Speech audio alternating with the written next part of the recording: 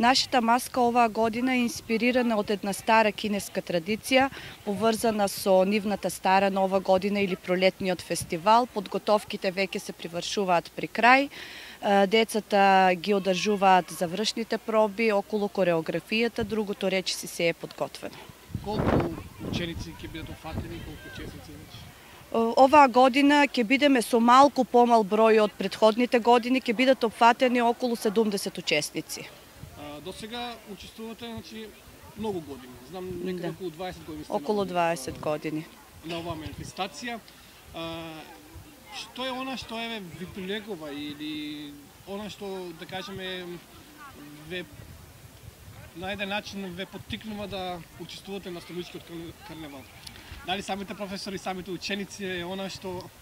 Значи, ние сме група професори кои го обожаваат карневалот и секоја година речиси истата екипа учествуваме во подготовка на маската, но и учениците уште пред ние да почнеме да се организираме, сами прашуваат ајде оваа година што ќе биде маската.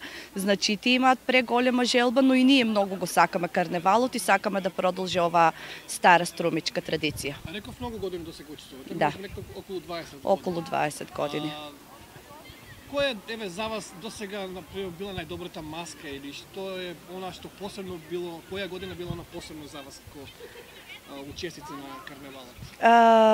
Сите маски си имаат своја убавина. Лично мене посебно ми се допадна, посебно ја сакам маската кога бевме маскирани во каубојки и индијанки.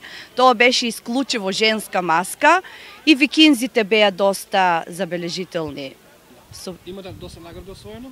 Да, имаме освојувано награди, имаме и специјални прво, второ, трето место, значи речиси секоја година со нешто. Годинашна маска ја изработувате исклучиво вие, значи учениците овде во училиштето? Да, претежно во училиштето се изработува маската, освен дел од облеката што се шие на друго место, другите делови се изработуваат тука во училиштето. Овде сега присуствуваме на вежбање нели на кореографијата. Кинеска музика? Не, значи тоа е кинески обичај, но со малку посовремена музика.